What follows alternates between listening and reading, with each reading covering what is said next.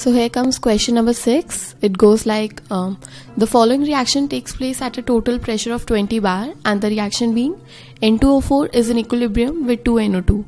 Now we are given that delta G naught F for N2O4 is 100 kilojoule and delta G naught F for NO2 is 50 kilojoule.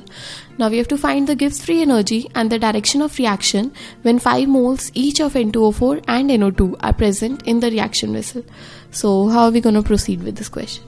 Yeah, so let's see what has been given to us in the question. We know that the reaction, this particular reaction is taking place. N2O4 in the gaseous form is in equilibrium with 2NO2 in the gaseous form. I'm given that at a certain instant of time, 5 moles each of N2O4 and NO2 are present in the reaction vessel and the total pressure is 20 bar.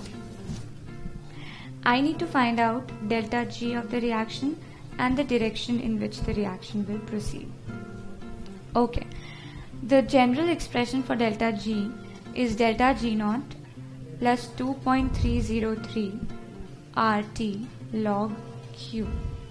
Now, we need to remember that at equilibrium, the delta G of any reaction is 0, and we also know that at equilibrium Q is equals to Kc. The reaction quotient becomes equal to the equilibrium constant. Okay. Now, I'm given delta G naught F of the reactants and the products, so I can calculate delta G naught, which is characteristic for a reaction. So this will be 2 into delta G naught F of NO2, a product minus reactant. So delta G naught F of... Exactly, the stoichiometric coefficient here is really important. Yeah, so this has to be multiplied by 2, and since the stoichiometric coefficient of N2O4 is 1, we're good. So yeah, when I substitute the values in this expression, I will get the value of delta G naught as 0. Now, I will use this expression, the general expression for delta G at equilibrium. So I'll substitute the values. At equilibrium, delta G is 0. Delta G naught we just found out to be 0 plus 2.303 RT log of Kp. Okay. Now, see, this 2.303 RT log Kp is 0. Right. For this to be 0, only log Kp can be 0 because obviously R has a fixed value, temperature cannot be 0 in Kelvin. So, yeah. Right. So, log Kp is 0. So, we get Kp as 1. Basic log property. Log of 1 is 0. So, I obtain Kp as 1. Now, I need to find out the delta G of the reaction at any instant of time. So, I know delta G naught. I know R. I know T. I need to find out Q. Okay, so for that, I know that the total moles are 10. So I can find out the mole fractions of N2O4 and NO2. Mole fractions will be 5 upon 10, which is 0.5. Similarly, for NO2 also, it will be 0.5. Exactly. So the total pressure I know is 20 bar. So I can find the partial pressures. Yeah. What is the partial pressure of N2O4? The mole fraction multiplied by the total pressure. Right. Which is 10 bar. Similarly, for NO2 also, it will be 10 bar. So I can find out the reaction quotient, which will be partial pressure of NO2 square upon partial pressure of N2O4. So 10 into 10 by 10, which is 10.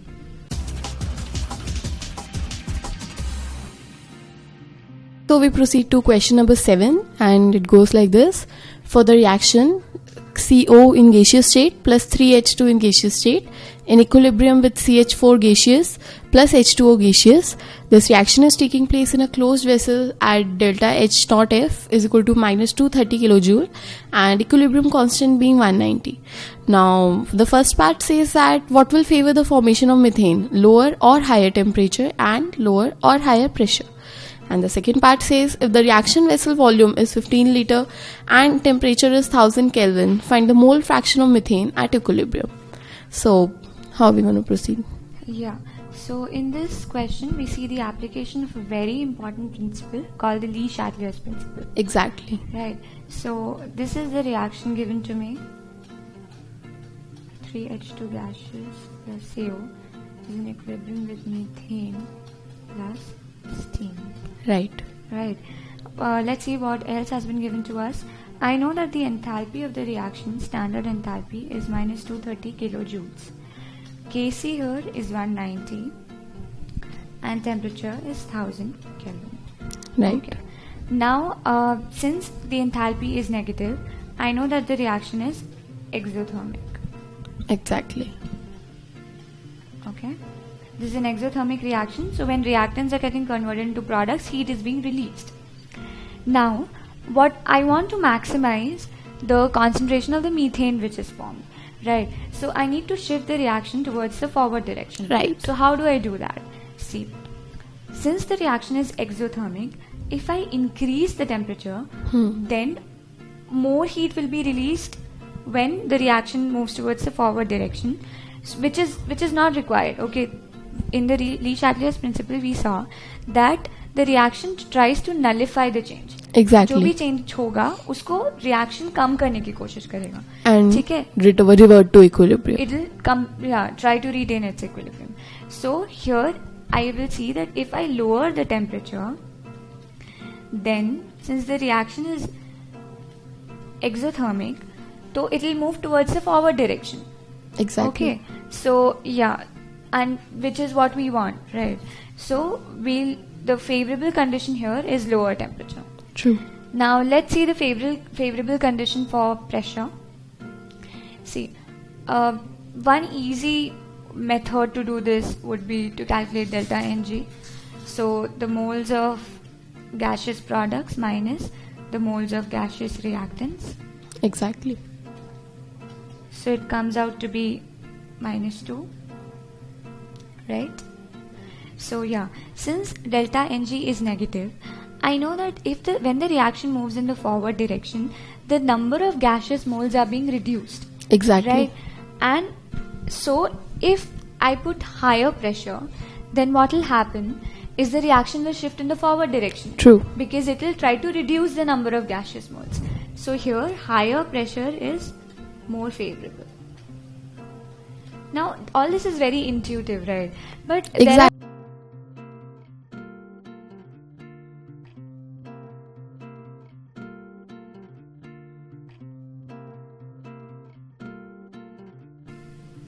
inversely proportional to temperature, right? Exactly. So if I want to increase K, which is the case over here, then I'll reduce the temperature.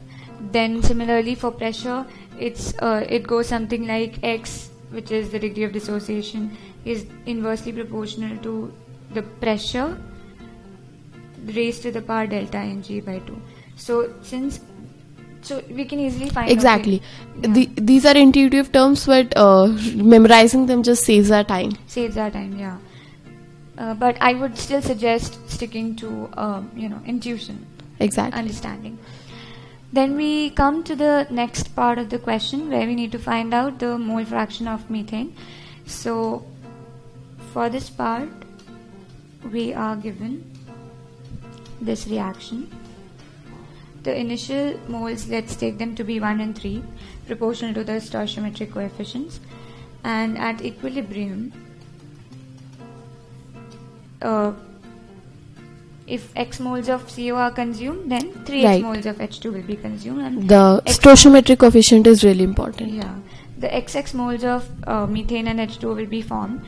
Now, here we know the volume is given to us 15 liters. Right. So we can find out the concentrations, which will be the number of moles divided by the volume. So I'll divide the number of moles by 15. Right. Right. And the total number of moles are 1 minus X plus 3 minus 3X plus X plus X, which is 4 minus 2X. Right. So I can find out the mole fraction also, which will be 1 minus X upon N minus 4 minus 2X. 4 minus 2X 3 minus 3x upon 4 minus 2x, x upon 4 minus 2x, and x upon 4 minus 2x. That's right. Right. Now, Kc is given to me as 190, and I know the expression for Kc is this.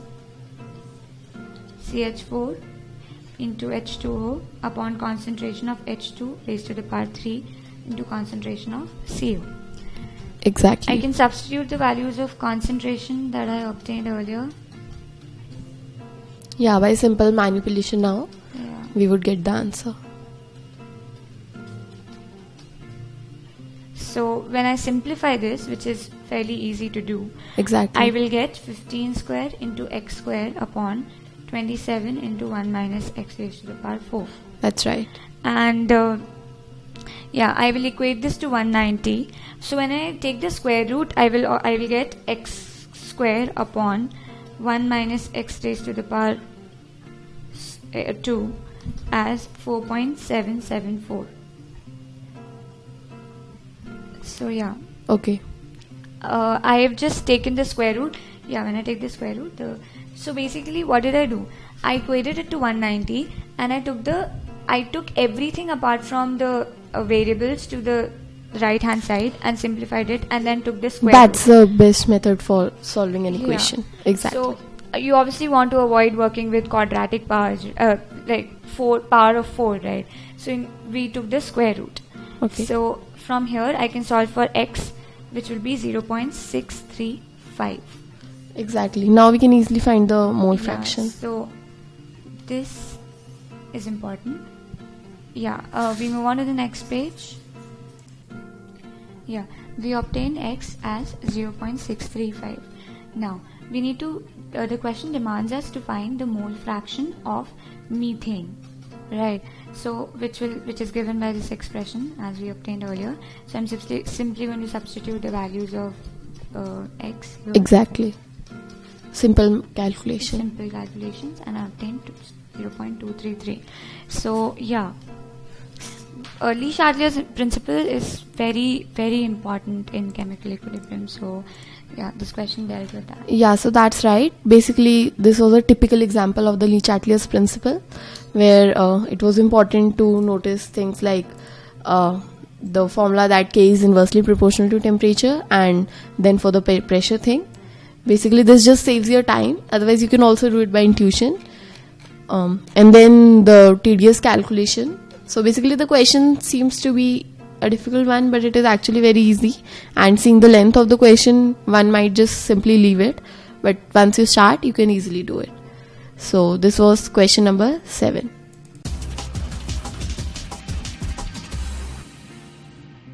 So we proceed on to question number 8, which goes: for the reaction CaCO3 in solid state in equilibrium with calcium oxide in solid state plus carbon dioxide in gaseous state, what will happen to the amount of CaCO3 at equilibrium if part A CO2 gas is added, part B pressure is decreased, and part C solid calcium oxide is removed?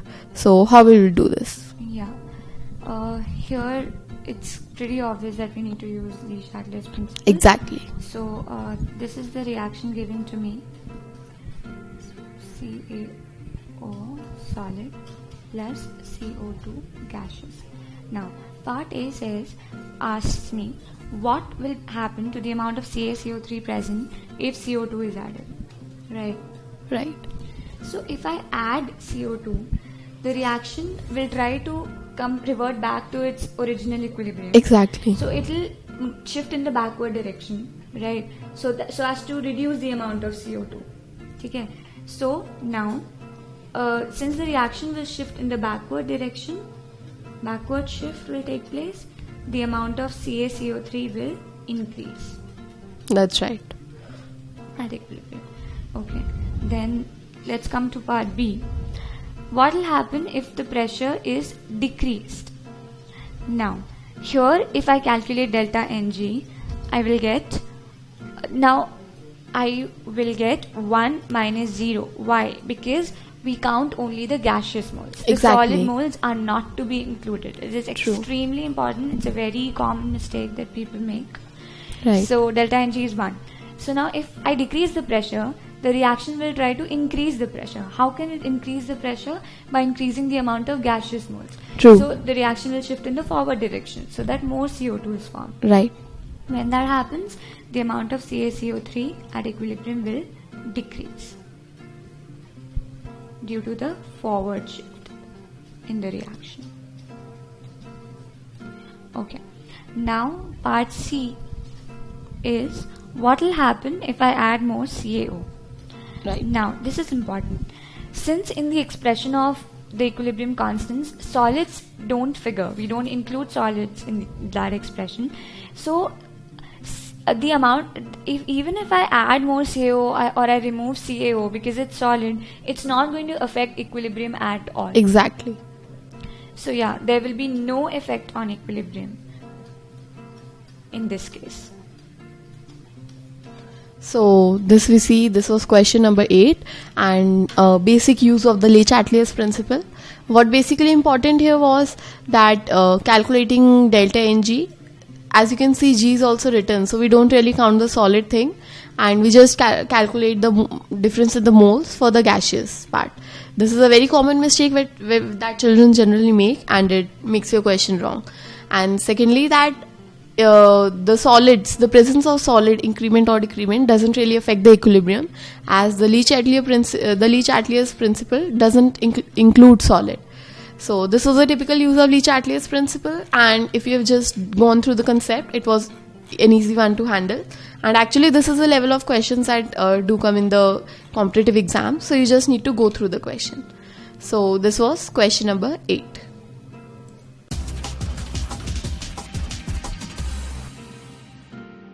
So here comes question number 9, and it goes like, the reaction Fe2O3 in solid state plus 3H2 in gaseous state is in equilibrium with 2Fe in solid state plus 3H2O in gaseous state. And this reaction is taking place at 1000 Kelvin.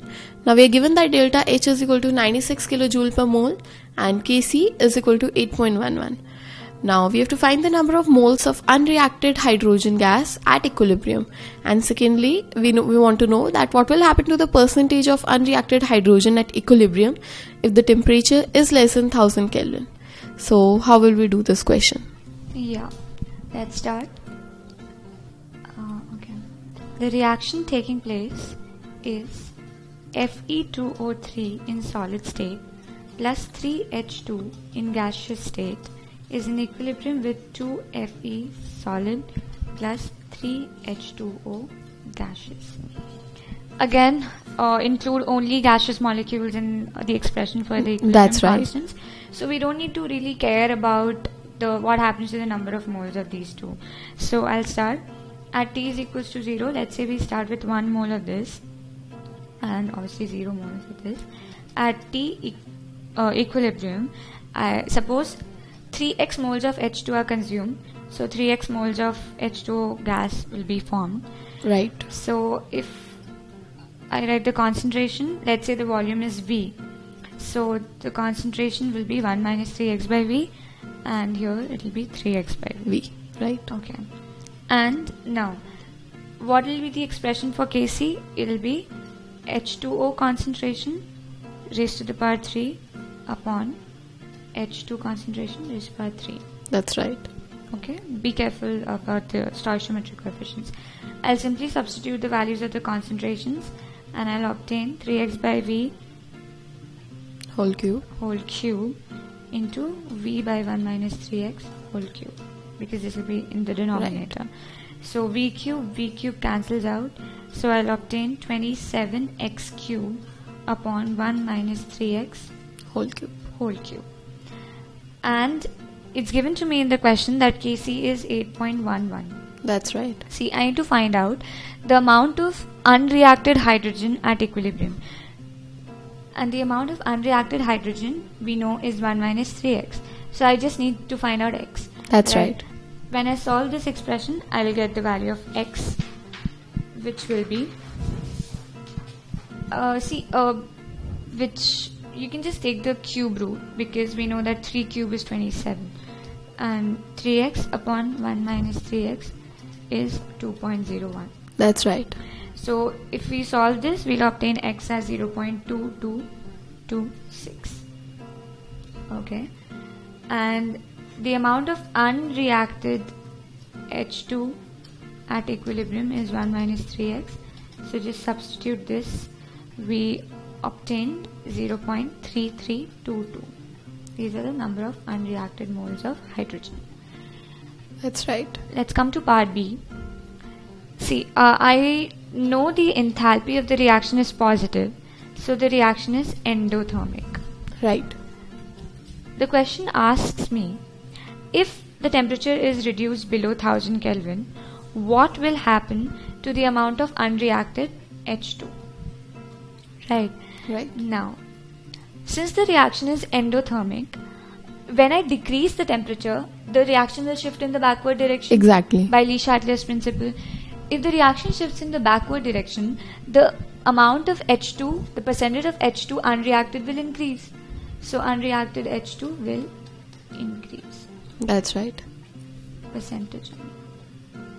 So yeah, simple application of Le Chatelier's. Exactly. So here we see that we had to find the number of unreacted moles, and what would happen if the temperature is decreased below 1000 Kelvin.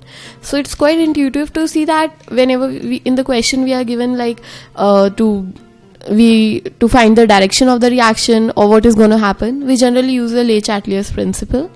So this was a basic application of that principle and some calculation. So this was question number 9.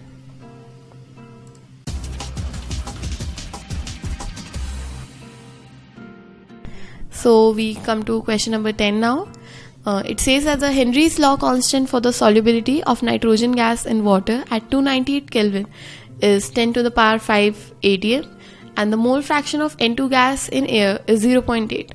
Now the number of moles of N2 from air dissolved in 10 moles of water at 298 Kelvin and 5 atmosphere pressure. We have to find that. So how will we do this? Yeah. So this question involves the use of Henry's law. Basically, in liquid-gas equilibrium, Henry's law is very important. It says that the amount of gaseous moles dissolved in a liquid are directly proportional to the partial pressure of the gas above the liquid. That's right. That's right. So the expression can be written in several forms. Here, I'll be using this form for a specific reason. The Henry's law constant here, the unit of the Henry's law constant is atm, right? So that gives me a clue that the expression for Henry's law constant is in terms of mole fractions and not in terms of moles. That's right. Because mole fractions are unitless, and here the partial pressure is again in atm. Atmosphere. Right. So I will simply substitute the values. Partial pressure of N2 gas will be 0.8 mole fraction into 5, which is the total pressure. That's right. Into kH, which is given to me as 1 into 10 raised to power 5 atm, and this is a mole fraction of N2. So when I solve this, I will obtain xN2 as 4 into 10 raised to power minus 5. This is in 10 moles of water. That's right. Right.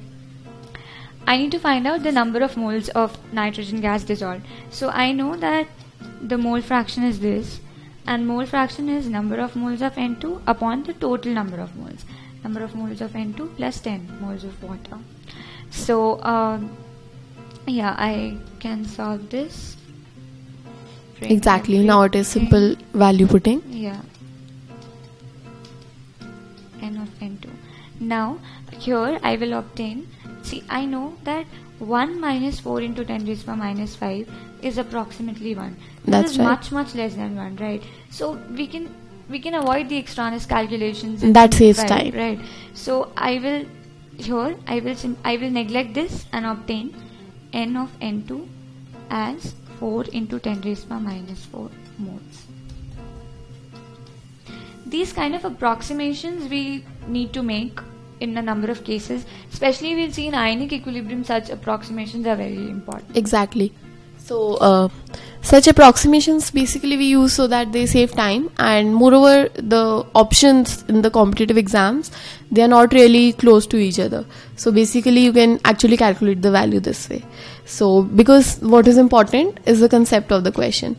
So here it was important to see that we used this form of the expression to visualize that it is given, the Henry's constant is given in terms of ATM.